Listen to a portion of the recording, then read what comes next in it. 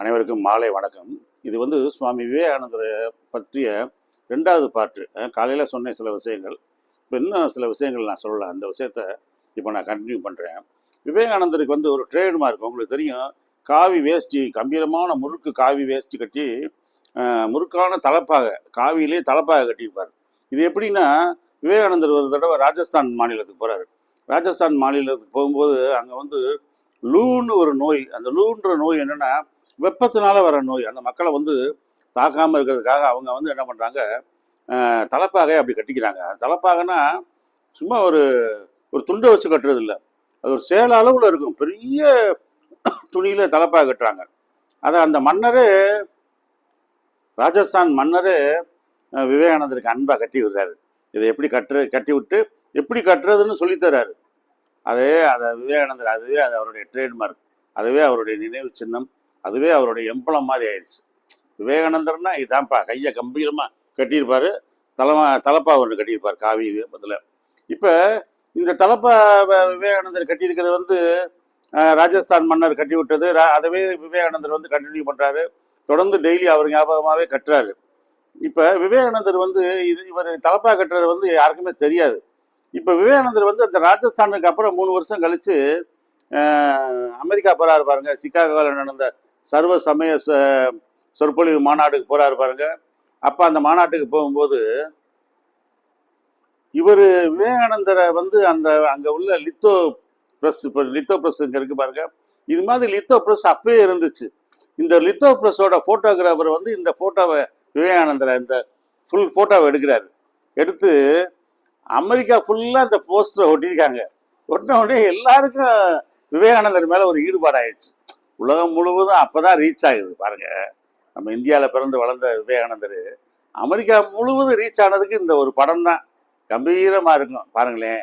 அப்படி தலப்பா கட்டி, இந்த தலப்பா விவேகானந்தருக்கு தான் ரொம்ப மேட்சிங்காக இருக்கும்.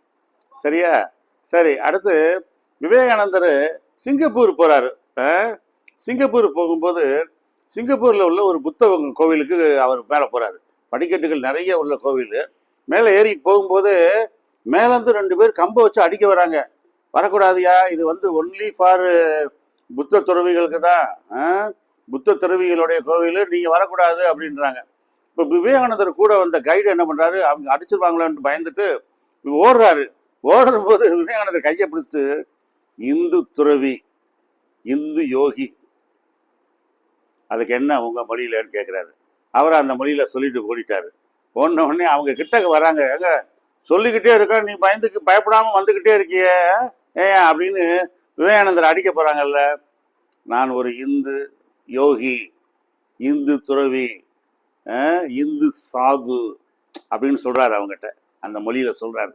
சொன்ன உடனே அவங்க கம்பை கீழே போட்டு கும்பிடுறாங்க. நல்ல பயபக்தியாக கும்பிட்டு வாங்க வாங்க அப்படின்னு அவங்கள பாஷையில் சொல்லிட்டு அவரை கூட்டிகிட்டு போகிறாங்க. எங்கே மேலே புத்த மடத்துக்கு கூட்டி போகிறாங்க. போய் பார்த்தா மடத்தில் உள்ள பெரியவங்ககிட்டலாம் சொல்கிறாங்க. அப்புறம் தான் அவங்களுக்கு தெரியுமே, விவேகானந்தர் இங்கிலீஷில் பேசுவார். அவர் பேசின உடனே அவங்க உள்ளவங்க புரிஞ்சுக்கிட்டு புத்தருக்கு ராஜரிஷி மாதிரி மரியாதை கொடுத்து உட்கார வச்சு அவருக்கு அவ்வளோ மரியாதை கொடுத்தாங்களாம், வரவேற்பு கொடுத்தாங்களாம்.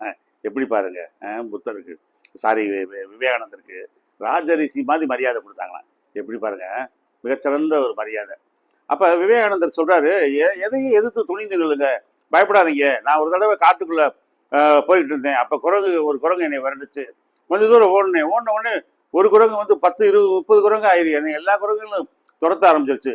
அப்போ ஒரு பெரியவர் அந்த பக்கம் வந்தவர், அவர் ஒருத்தர் சொல்கிறாரு, ஓடாத இளைஞனே நில்லு, திரும்பி பாரு, துணிஞ்சு நில்லு, திரும்பி பாரு, துணிந்து நில்லு அப்படின்றாரு. விவேகானந்தர் துணிந்து அதே பார்க்குறாருல, பார்க்கும்போது அதுக்கெல்லாம் ஓடி வச்சுக்கலாம். அதனால விவேகானந்தர் சொல்கிறாரு, துணிந்து நில்லுங்க, ஆபத்தை எதிர்த்து நில்லுங்க, அந்த ஆபத்தை உங்களை விட்டு ஓடி போயிடும் அப்படின்னு சொல்கிறாரு. இதோட இந்த சம்பவம் எப்படின்னா, இது விவேகானந்தருடைய சீடர் ஒருத்தர் இமயமலை பக்கம் பூரா சுற்றுறாரு. ராமதீர்த்தர்னு அவர் பேர், ராமதீர்த்தர்னு. இமயமலை பக்கம் ஃபுல்லாக தீர்த்தும் போது அவருக்கு எதிராக இதே மாதிரி புலிகள், சிங்கங்கள்லாம் வந்துச்சான். அப்போ கம்பீரமாக விவேகானந்தர் சொன்ன மாதிரி முறைச்சு பார்ப்பாராம். பார்த்தா அதுகளும் பார்த்துட்டு கொஞ்ச நேரம் பார்த்துட்டு பின்வாங்கி போயிருங்களாம். அதனால் நீங்கள் துணிஞ்சு பாருங்கள், பயப்படாதீங்க அப்படின்றாங்க. ரைட்டு. இது விவேகானந்தர் வாழ்க்கையில் நடந்த சில விஷயங்கள். இப்ப இந்த விவேகானந்தர் உங்களுக்கு தெரியும், அமெரிக்காவுக்கு போனாரு, திரும்ப வந்தாரு, இந்தியாவுக்கு வந்தாரு, ராம்நாடு வந்தாரு, மன்னர் அவரை கௌரவிச்சாரு, பெரிய பிரபலம் அடைஞ்சாரு. இப்ப இந்த விவேகானந்தர் சொல்றாரு, 100 இளைஞர்களை கொடுங்கள், 100 இளைஞர்களை கொடுங்கள், இந்த இந்திய நாட்டை வல்லரசு நாடாக ஆக்கி காட்டுகிறேன், இந்த இந்திய நாட்டை மாற்றி காட்டுகிறேன். அவர் சொன்ன வார்த்தையை பாருங்க, 100 இளைஞர்களை கொடுங்கள், இந்திய நாட்டை நான் மாற்றி காட்டுகிறேன். சுபாஷ் சந்திர போஸ் அது மாதிரி தான் ஒரு தடவை சொன்னார், give me your blood, I will get you the freedom of இந்தியான்னாரு. உங்கள் ரத்தத்தை கொடுங்கள், நான் இந்தியாவுக்கு சுதந்திரத்தை வாங்கி காட்டுகிறேன்னாரு சுபாஷ் சந்திர போஸ். அது மாதிரி இவர் சொல்றாரு, 100 இளைஞர்களை கொடுங்கள், நான் இந்தியாவை மாற்றி காட்டுகிறேன்னாரு. இளைஞர்கள் அந்த காலத்தில் இருக்காங்களா என்னமா பஞ்சமா என்ன தெரியல. ஆனால் இன்னைக்கு நிறைய இளைஞர்கள் இருக்காங்க, வலிமையான இளைஞர்கள் இருக்காங்க, அறிவாளிகளான இளைஞர்கள், ஆற்றல் மிக்க இளைஞர்கள் இருக்காங்க. ஆனால் விவேகானந்தர் மாதிரி ஒரு மிகச்சிறந்த தலைவர்கள் இல்லை. நேதாஜி, விவேகானந்தர், மகாத்மா காந்தி, நேரு மாதிரி தலைவர்கள் இந்தியாவில் இல்லை. தலைவர்களுக்கு தான் பஞ்சம், எல்லாமே சுயநலவாதிகளாக இருக்காங்க. சரி, இப்போ விவேகானந்தர் இன்னொன்று சொல்றாரு, you are what you think, you are what you do. நீங்கள் எதுவாக உங்களை நினைக்கிறீர்களோ அதுவாகவே ஆவீர்கள். நீங்கள் உங்களை பலவீனனாக நினைத்தால் நீங்கள் ஒரு பலவீனமானவர், நீங்கள் உங்களை ஒரு ஒரு வலிமையானவன் நினைச்சேன்னா நீங்கள் ஒரு வலிமையானவர். நீங்கள் என்ன, you are what you think, you are what you டூன்றார். நீங்கள் என்ன செய்கிறீங்க, பாடி பில்டிங் செஞ்சால் பாடி பில்டரு, பீடி குடித்தா பீடி பில்டரு. அதுதான் அவர் சொல்கிறாரு. விவேகானந்தர் மேலே சில விஷயங்கள் சொல்கிறாரு, வலிமையே வாழ்வு, பலவீனம் மரணம்ன்றாரு. 1800களில் என்ன சொல்லிக்கிட்டு இருந்தாங்கன்னா, 1800களில் யூஜின் சாண்டோ மாதிரி பெரிய ஜம்பாவான்லாம் வந்து பாடி பில்டிங் அப்போ தான் வளர்க்குறாங்க. வெயிட் லிஃப்டிங் வளருது, பவர் லிஃப்டிங் வளருது, ஜெர்மன்லேருந்து வருதுங்க. அதை வந்து சாதாரணமாக இருந்து அதை வந்து முறைப்படுத்துகிறாங்க.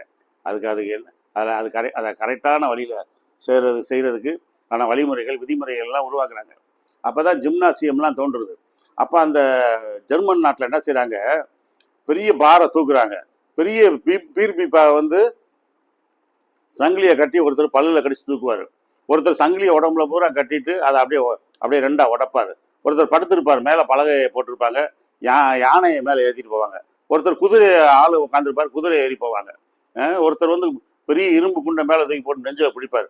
இப்படி வலிமையான ஸ்ட்ரென்த் ஃபீட்டெல்லாம் அப்போ செஞ்சாங்க. அப்போ செய்யும்போது அந்த ஊரில் என்ன சொன்னாங்கன்னா, வீக்னஸ் இஸ் எ கிரைம்.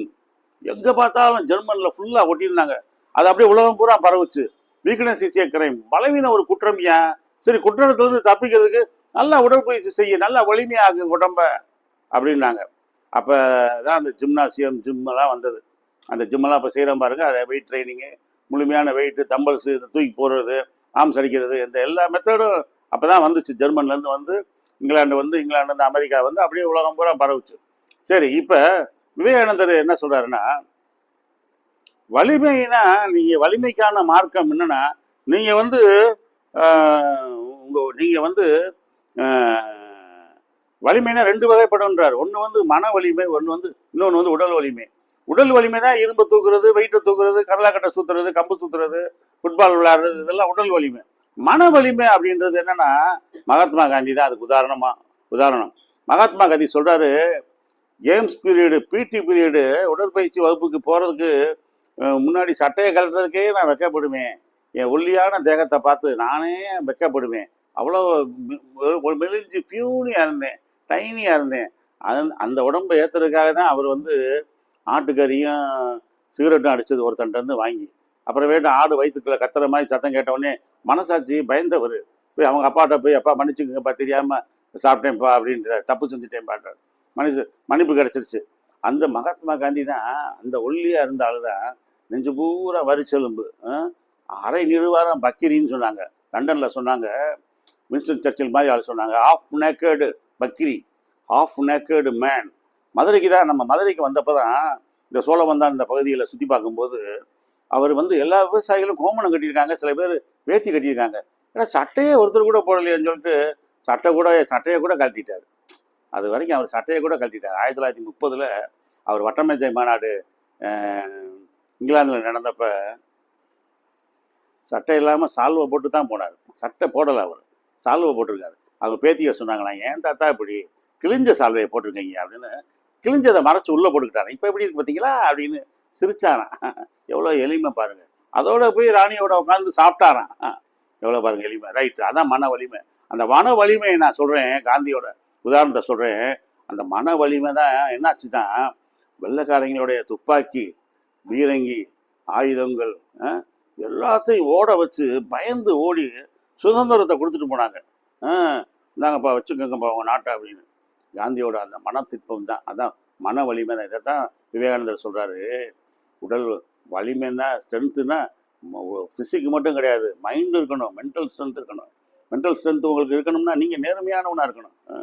அதே சொல்கிறாரு விவேகானந்தர், ஒரு விஷயத்தை, ஒரு எண்ணத்தை, ஒரு நோக்கத்தை உன்னுடைய குறிக்கோளாக வைத்துக்கள் மனசில் வச்சு, அந்த நோக்கத்தை நோக்கியே செயல்படு. அந்த நோக்கத்தை நோக்கியே உன்னுடைய எண்ணம், செயல்கள், உன்னுடைய ரத்தம், உன்னுடைய தசைகள் எல்லாமே, உன்னுடைய உடல் நரம்புகள் எல்லாமே அந்த நோக்கத்தை நோக்கியே ஓடணும். அப்போதான் நீ வெற்றி பெற முடியும், நீ வெற்றி பெறுவாய்.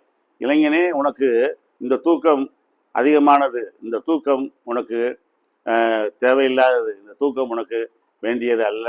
எழுந்திரி, ஜிம்முக்கு போங்க, உடற்பயிற்சி செய்யுங்க, நல்ல புத்தகங்கள் படிங்க, ஆற்றல் மிகு காரியங்களை செய்யுங்க. இந்தியா மாதிரி நாடு உங்களை நம்பி தான் இருக்குது. நன்றி, வணக்கம். இது உங்களுக்கு பிடிச்சிருக்குன்னு நினைக்கிறேன். தயவுசெய்து எனக்கு சப்ஸ்கிரைப் பண்ணுங்கள். நன்றி, வணக்கம்.